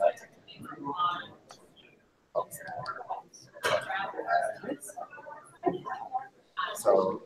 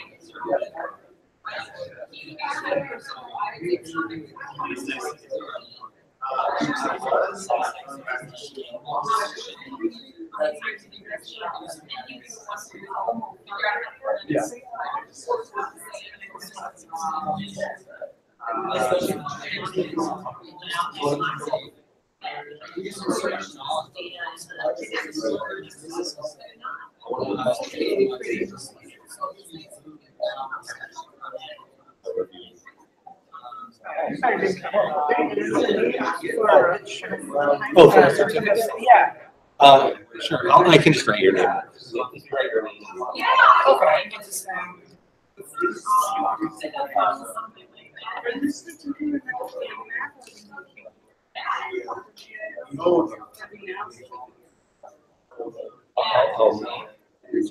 I'll have to ask her. Address. I don't have that. Yeah. Oh, okay.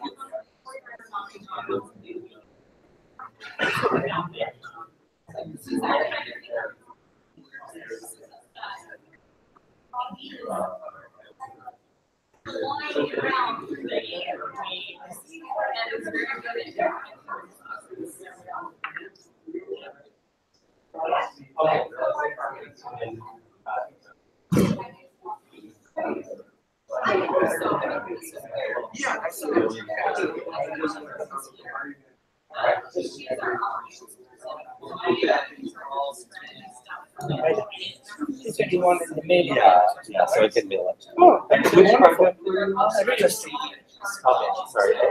I was just going on Slack, trying to figure out who was in which group. Yeah. I know Kevin sent me an email. I was the organizer, but I didn't get a chance to send you the. Yeah, I know Kevin. I will send that. Okay, thank you so much. I appreciate it. Yeah. Just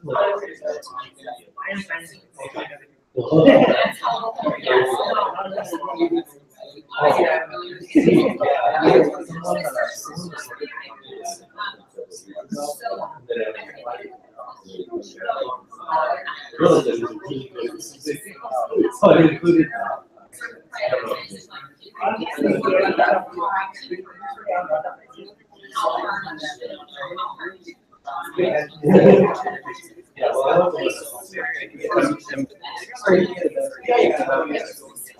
this camera's okay.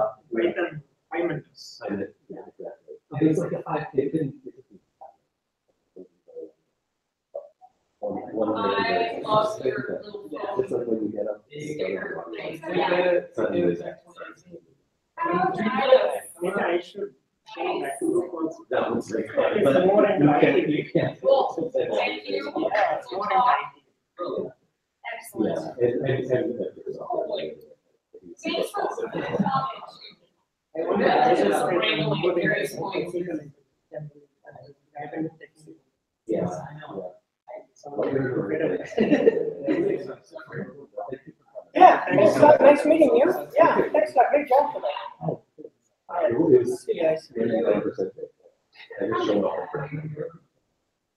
And again, which maybe works, but I'm not totally sure. If you know anything about these exams, it's really like to know because yeah, we don't have access to any of this. All right, see you later. See you later. Thank you for coming. Sure. And see Jacob. Yeah, sure. That's the data science. Yeah. It's a very good program. The thing is, I think feedback on is they don't.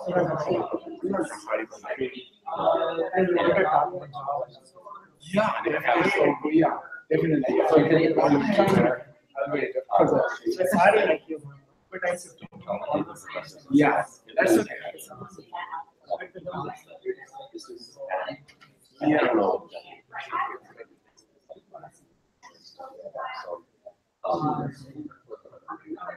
I will ask you. Hopefully, it's something that's a student. Our service is double security. Excuse me, is there a Resac Park? We found a wallet. I think it might be a student who's here during the day. Yeah, I will. All right, cool. Yep. Good night, Matt. See you later.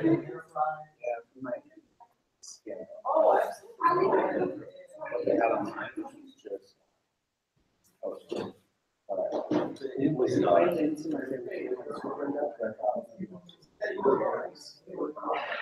they need to.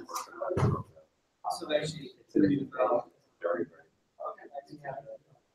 And the classes are good. It's just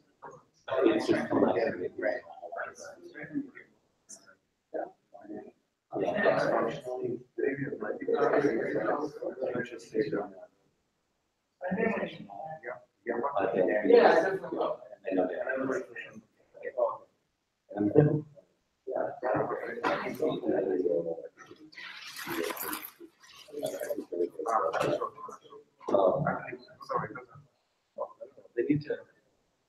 It's going to take a long time for that.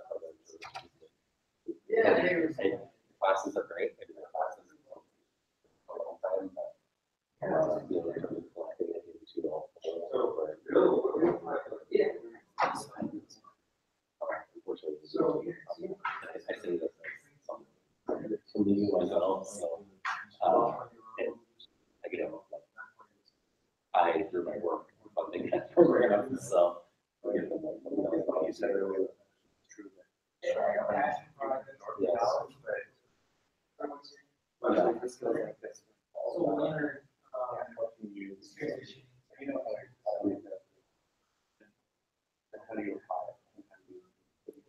So I also do work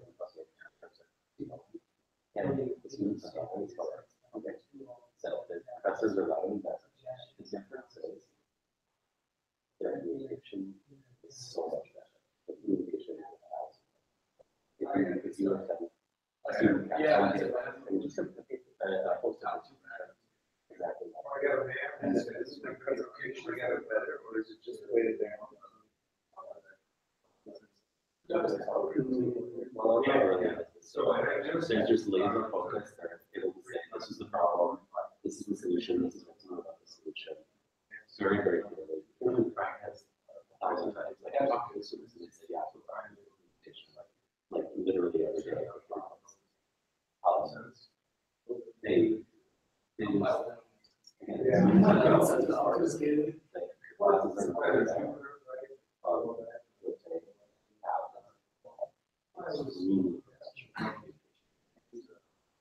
that's something I don't know, so that's why I appreciate it.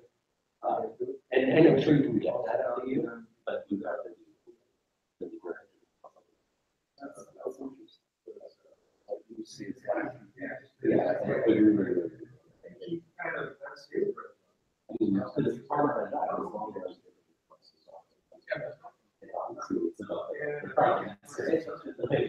so I can see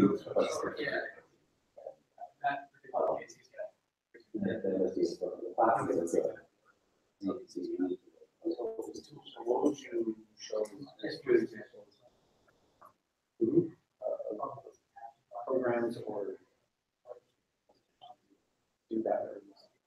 Yeah.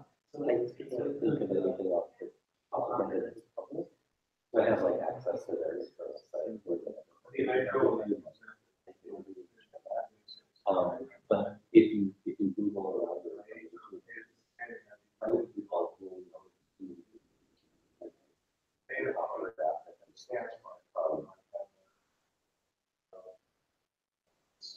we do a number of tasks and do that with our writers. And again, consistent factor is quality of the access doesn't matter. People notice it bad, but the quality of the is in that context. So the word context, I don't appreciate it. So maybe I'll do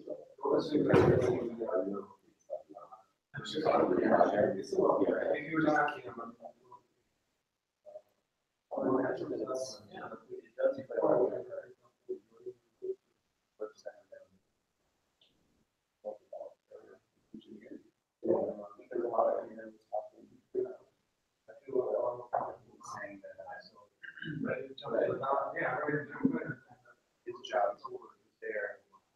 Yeah, we'll take it. It gets moved around meetings, and that it kind of gets dropped. So they get dropped in just to help out.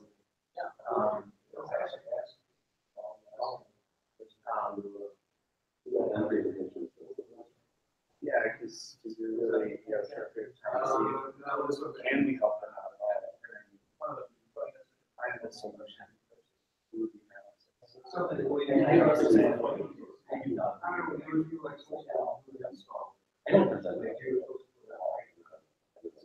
Yeah, that was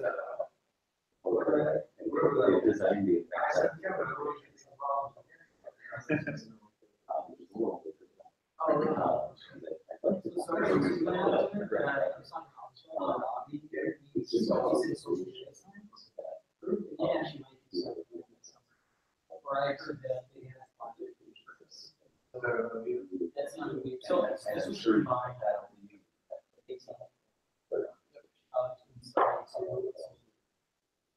there's other units why are you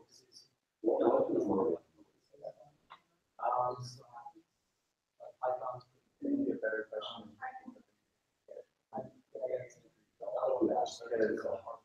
It wasn't always an element. Last year, classes that were really interesting. Yeah, you come in and say, I want to learn so 2 hours visualization as well. I went to the first one. Yeah, it was good. Another one, yeah. Surprisingly, yeah, some it's the last one. But you definitely want to come in was like 5:30 and I know I'm coming with an idea, especially if it feels like and by the time I was graduated, by the time I was in the bed, then I graduated. And I had already had a job lined up.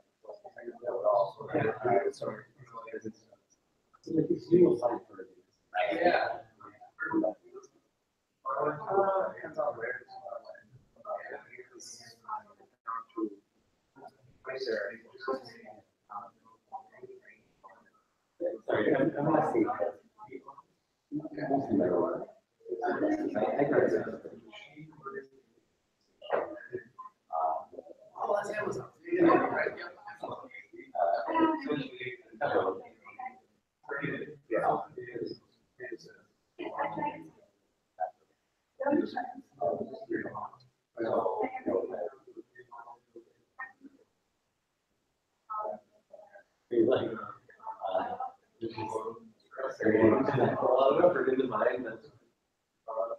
Well, yeah, that's a right.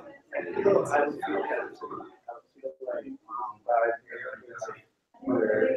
brush up on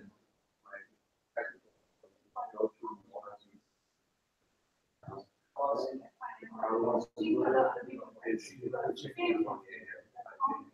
I had the chance to watch practice these skills.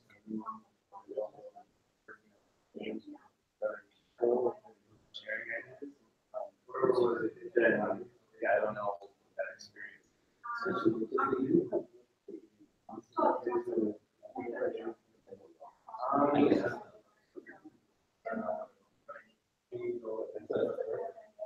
The reason not right now, I think they do have them published. I think the reason I can't remember that is because they just graduated their US class 2 years ago. Yeah, exactly. So if they were published, I think.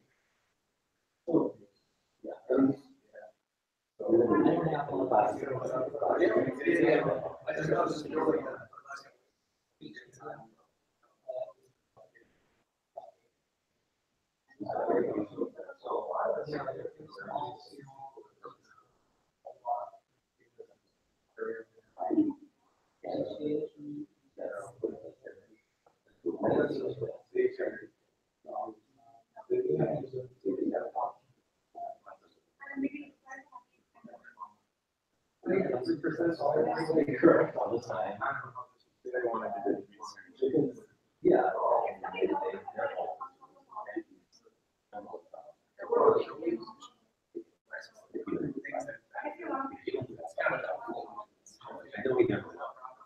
It's a great deal. I'm giving myself we have a job. So that's service. Almost one. Everyone. So they can. And that's yeah. That's like that's our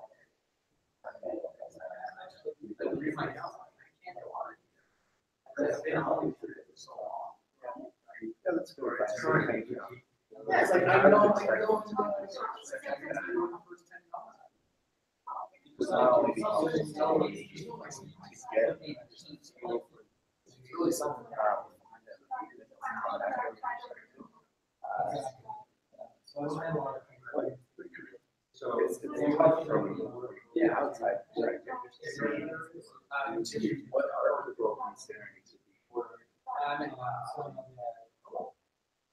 hot areas to focus on, but I'm excited about and what it is. Yeah, I don't know. He started from an academic guy. They don't what's in the they don't have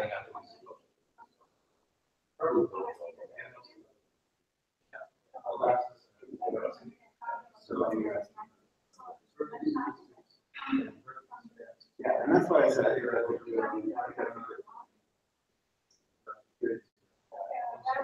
and the law society.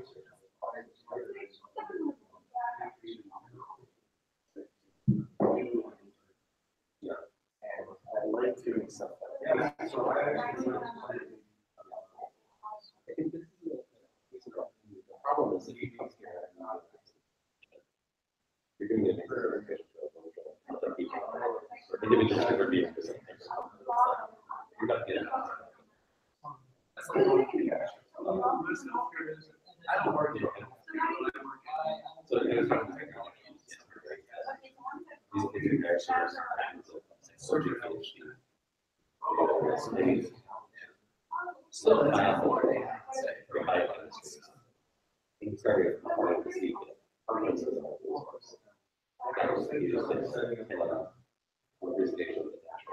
even though it's professional. Yeah. You don't even know. I don't know. And the point is, he did presentation. If you ever want to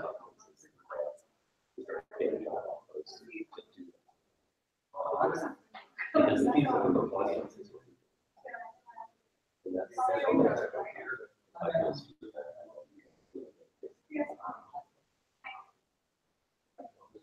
I don't think this is the person you should talk to. I'd say he was one. Well, my team.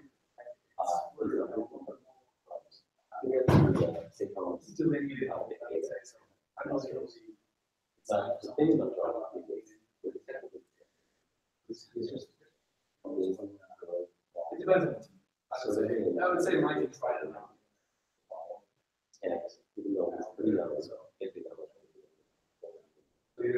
he would be like a signature.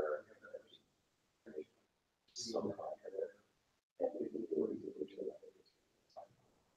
I think it's maybe got some got from the next one. Yeah, I don't work on those things, but I know the years. Yeah, they're working on it.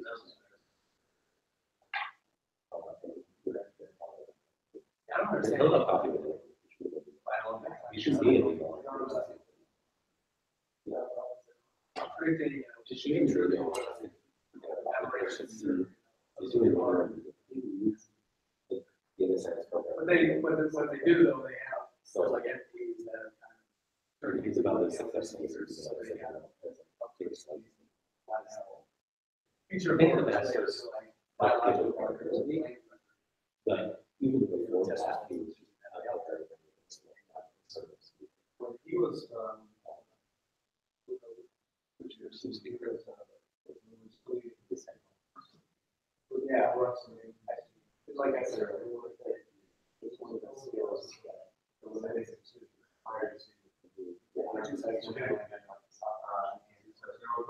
yeah. Well, that was in school people. But I think that wasn't it. Yeah, it's interesting. There's a lot of stuff. Which is it's like somebody just doing business inside, which is anyway, evening money guys. Do they business?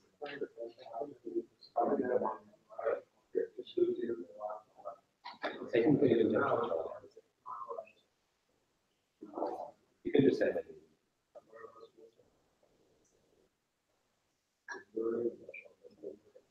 So, it's like we're dancing with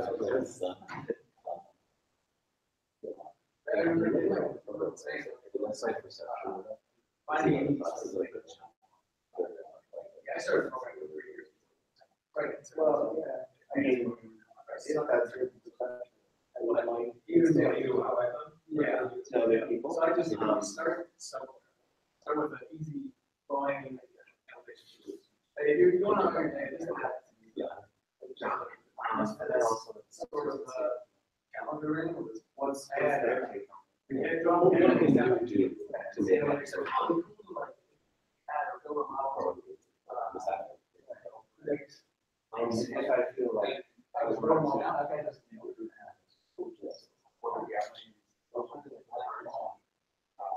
so another one, so then we're basically three programs. So that's how we tackle them. We want to do the process.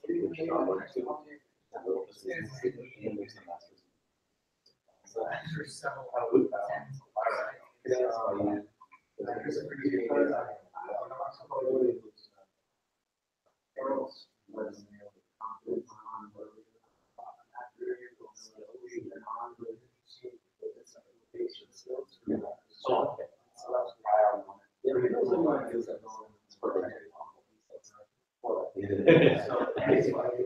if you have a chance to work with those join the forums, I think you can actually take some classes. Basically, they know those people who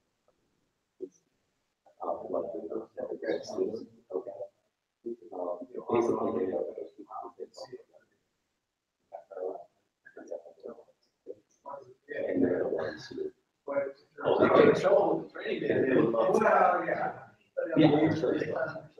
and those people, they don't work in a lot of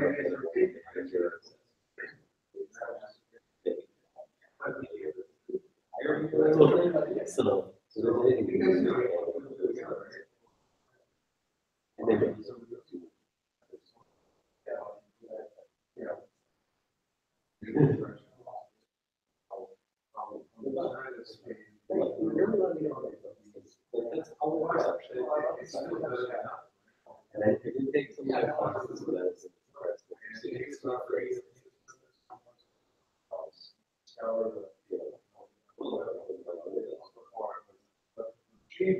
I think the stuff I was doing, it's like I was making a lot of Python scripts that process the interfaces. Yeah, basic statistics. Yeah, yeah, I think, and then, you know, his job is to get started. Well, I'm not in software engineering. There is something.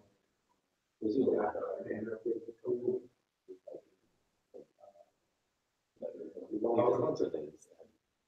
Around the country, but at the same time, almost like we actually.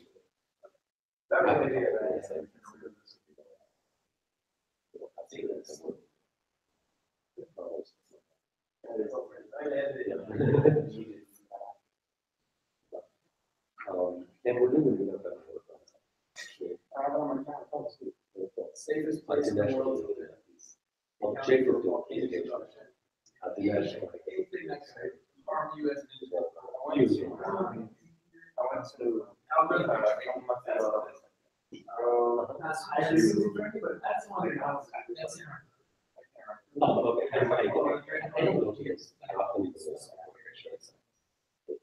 It was okay. It was actually.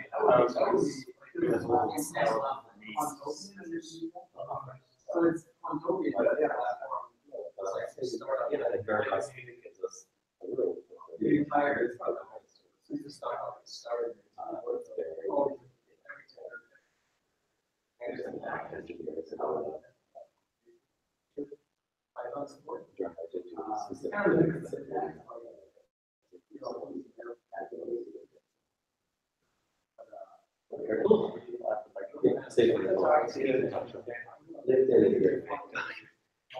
Actually, if I like, and then you should skip them. Bye. There's one.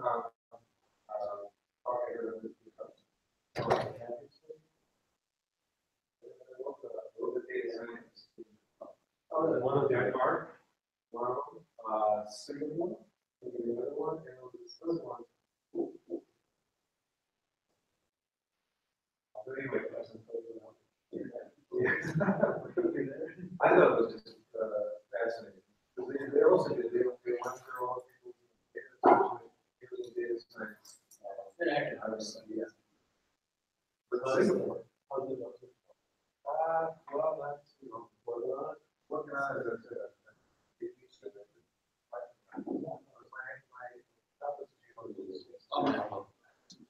Get in. Because I can't play, you know, 3 or 4 years of experience. Still have a good idea of going passion. Oh, but that takes some time. Nice to do on American while you work.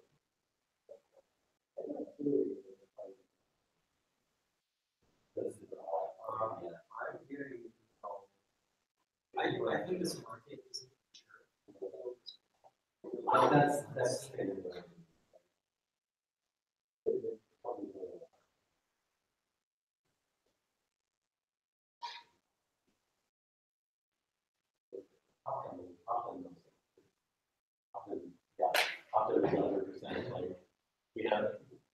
well, it's probably because of necessity, because they always did. Yeah, and they have the scale.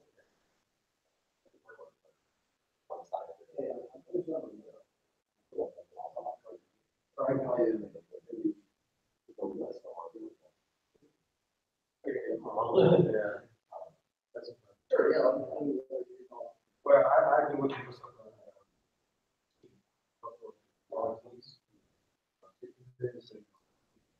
That's just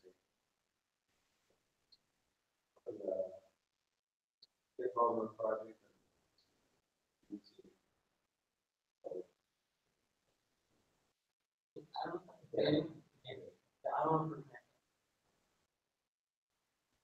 very good.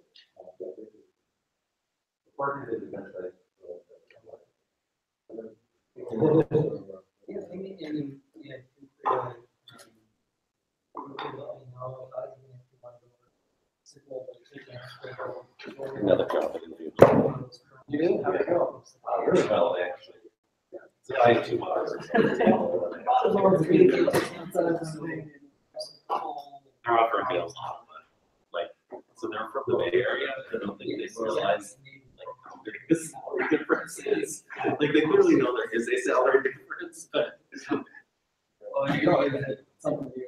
Yeah, I mean, I think so. So, I mean, remote to the Bay Area.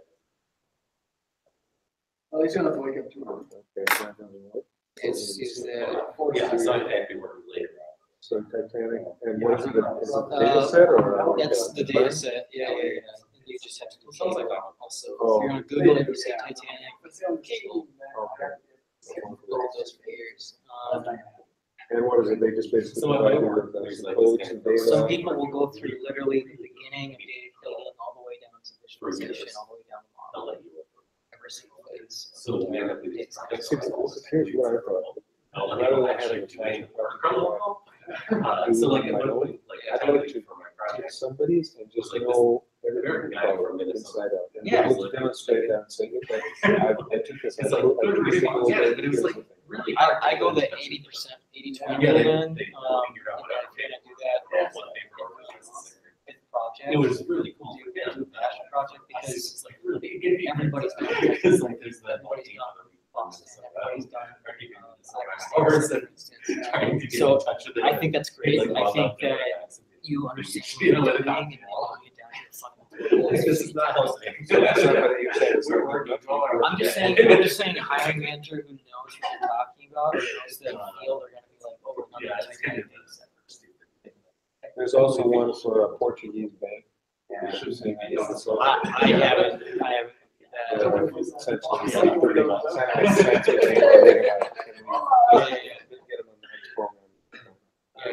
I left Titanic, Boston, Iris. Iris is the, you classify, The little flowers. okay, I think the orange, or you could be heard about the I orange. do them as well. So these are kind of the, these are the, those are the Foundational blocks, right? foundational blocks, exactly. So I mean, I'd be down, just let me know, a weekend or something, if you want to help me out or do something like that. Yeah, that's what I do. He doesn't even have a spot. Okay, let's do that. Yeah, I think he mentioned That's. Trying to get him as a speaker for you, dude. Oh, that's right, yeah. I mean, that would be cool, but, you know, There's second connection. it's a little hard because, like, I know enough about data science to be very dangerous, but I know what actually happened. So I don't want to do. Does that mean like you and I know a bunch of people? Yeah, so, I've been doing engineering for 12 years.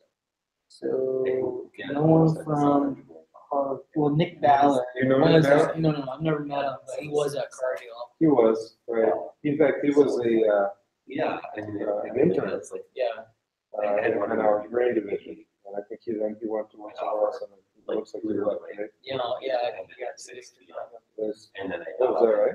Well, I mean, if you read his profile, you see he's I'm just like, Yeah, when pretty did first you line. even do that? Yeah, that's cool. I'm sorry, did you John, ever meet Abhishek is. They don't want to see too many secrets. Yeah, he's No, man, they really will. Anyway, also. But they just can't hire. It's not about me, it's just they Where do you can't live? hire people. Especially at companies that can't control themselves. Oh, yeah, sure. So It's very that's- cost. so what do we need to, what do you figure? How busy are you? 'Cause I got probably more time than you. I'm on vacation this weekend. Okay. So the nearest time would be, weekend Other after that. companies may not have lawyers, so Monday's it's like, pretty- but. It'll be crazy, and then I might be in the Boundary Waters, and I'll probably.